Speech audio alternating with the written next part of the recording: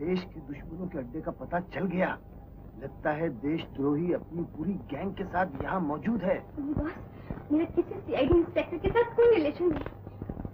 तो फिर हमारे प्लेन के हाईजैकिंग का प्लान पुलिस को कैसे पता चला?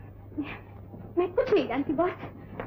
तुम होटल स्वीट ड्रीम में रात भर उस इंस्पेक्टर के साथ रही? नहीं, ये लॉकेट तुम्हारा है। तो फिर ये होटल स्वीट ड्रीम के रूम नंबर 206 में कैसे पहुंचा? हमें धोखा देकर कोई नहीं बच सकता, समझी? बॉस, यही है हमारे प्यारे दोस्त मिस्टर रमेश, जिनसे आप मिलना चाहते थे। स्मार्ट गाय है। हमसे गद्दारी का नतीजा देख लिया? गद्दारी? गद्दारी मैंने नहीं की। ये चीट, इस फिल्म के तुमने हमसे 3 लाख रुपए लिए। ये जुगनू की शरारत है। जुगनू? हाँ, जुगनू। उसने असली फिल्म पुलिस तक पहुंचा दी है। What? हाँ, और उसने उसी जगह 3 लाख रुपए लूटे। इसका मतलब यह है कि वो हमारी हर चाल से वाकिफ है, इससे पहले कि वो कोई और कदम उठाए। माइक, इस जगह के हर निशान को जला दो। इससे पहले जुगनू तुम्हारा हर निशान मिटा देगा।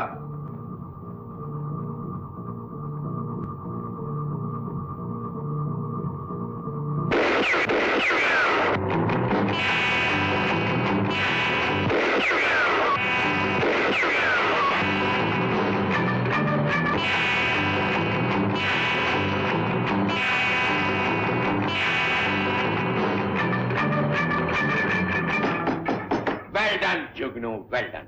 हम बहादुर आदमी की कद्र करते हैं। माइक, यू कैन गो।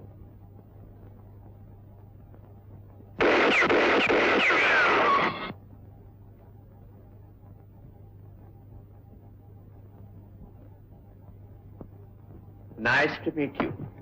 शायद हम जिंदगी में पहली बार मिल रहे हैं।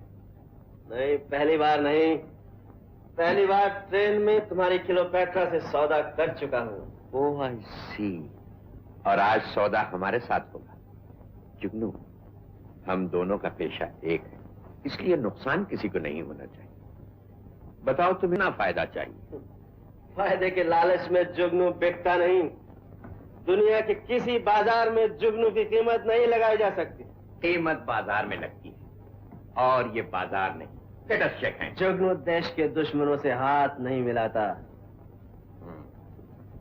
Forget it. हम तुम्हें पार्टनरशिप ऑफर करते हैं। बोलो कितनी चाहिए? 10%, 20%, 30%, 50%?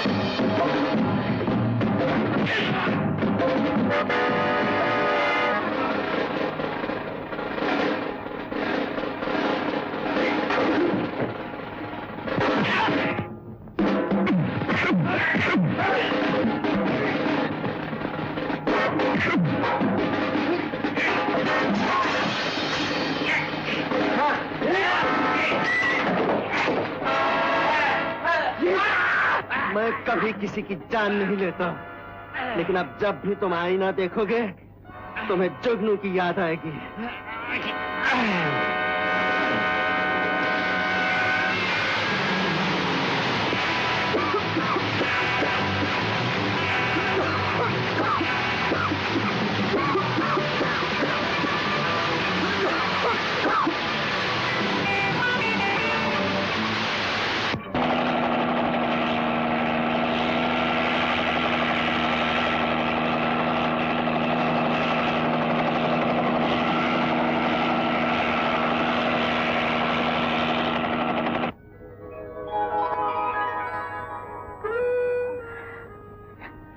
गंगा,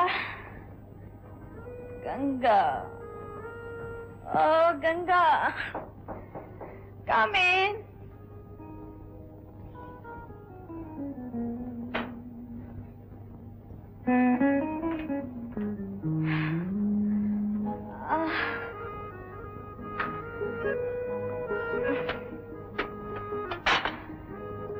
गंगा, आज न जाने मेरा बदन इतना टूट क्यों रहा है।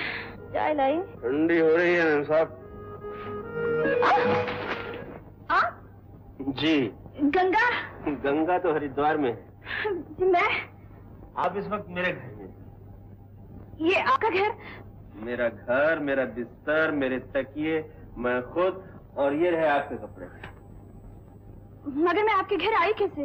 रात को मैं पार्टी में थी। आधी रात के बाद आप यहाँ तशरीफ ले आई। मगर कैसे? जबरदस्ती। जानती है कल आप मेरे से कितनी फ्री हो रही थी, मुझे जबरदस्ती आपको यहाँ लाना पड़ा। क्यों, क्या किया था मैंने? आप मुझसे लिपट रही थी, मेरी बाहों में सिमट रही थी। तो जानती हैं आपने कितना रोमांटिक गाना गाया कल, सचमुच मेरे दिल के तार बज उठे। I can't believe it.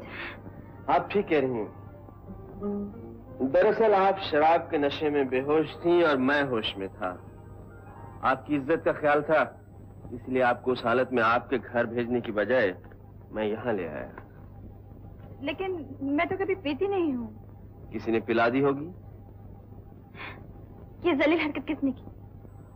आपके उस मेहरबान दोस्त ने, जिसने आपके जन्मदिन पर यह पार्टी दी थी। वो आपका दोस्त नहीं, आपकी इज्जत का दुश्मन है अंकल। मुझे तो यही डर लग रहा है कि अगर ये बात फैल गई तो आपकी कितनी बदनामी होगी। इसी डर से तो मैं कोई कार्रवाई नहीं कर सकता। लेकिन रमेश, तुम तो सीमा को अपनी जिम्मेदारी पर ले गए थे। लेकिन अंकल मुझे क्या मालूम था कि आपका वो बड़ा आदमी मेरी जिम्मेदारी खुद संभालेगा। मुझसे इतनी गलती जरूर होगी कि सीमा का जन्मदिन मनाने के लिए मैं सीमा को भाली। तुम मेरा जन्मदिन मनाने ले गए थे या बेइज्जती की रात मनाने? सीमा, तुम अंकल को भड़काने आए हो। दिन के उजाले में मैं तुम्हें नहीं पहचान सकी, लेकिन रात के अंधेरे में तुम्हें अच्छी तरह पहचान गई।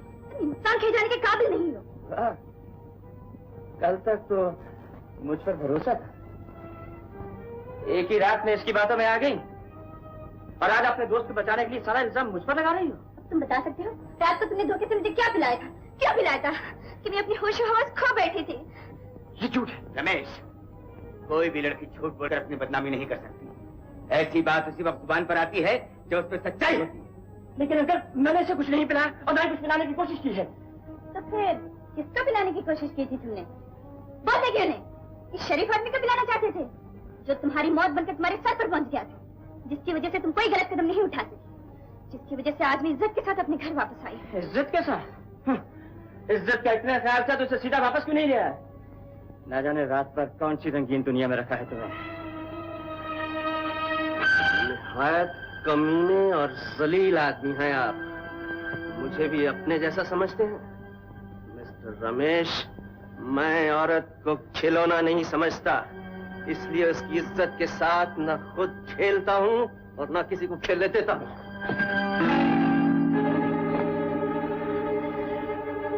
शरीफ आदमी हार बर्दाश्त कर सकता है, इज्जत ही नहीं।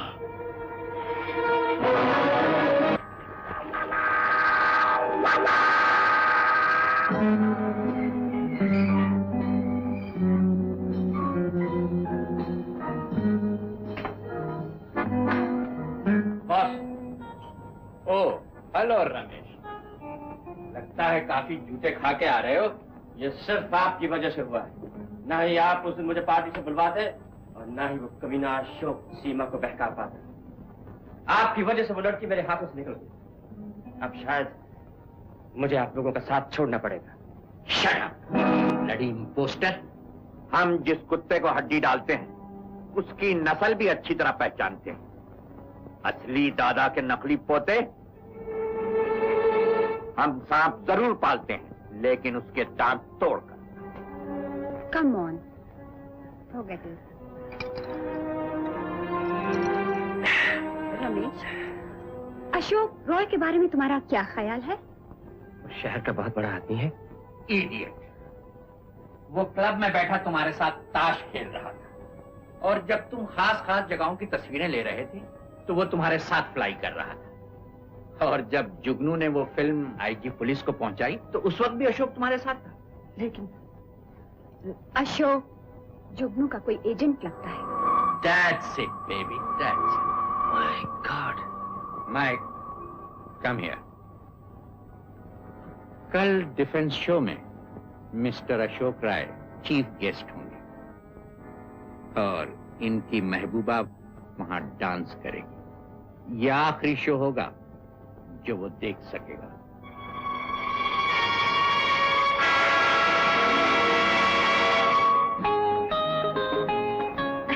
Thank you.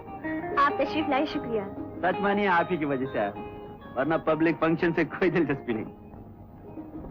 Thank you very much. Thank you. IG साहब कहाँ हैं? सरकारी काम से दिल्ली गए हुए हैं। आइए मैं आपको इस शो के ऑर्गेनाइजर प्रोफेसर चौधरी से मिलाती हूँ।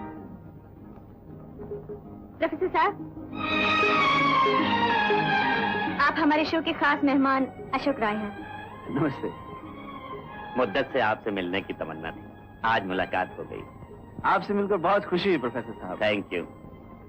सीमा बेटे, वक्त बहुत कम रह गया, तुम जल्दी से तैयार हो जाओ। अच्छा। आप मेरे साथ तशरीफ लाइए। आइए।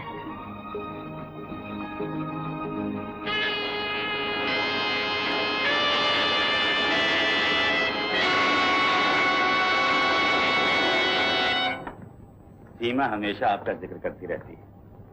वो कह रही थी कि बहुत से ऐसे फूल जो अपने माँ बाप के प्यार से महरूम हो चुके हैं, उन यतीम बच्चों को आपने समेटकर अपने दामन में ले लिया है।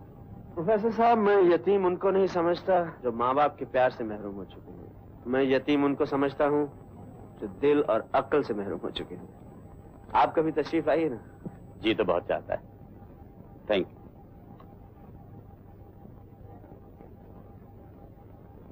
पार्वती मंदिर? जी हाँ। बड़ा पवित्र नाम है।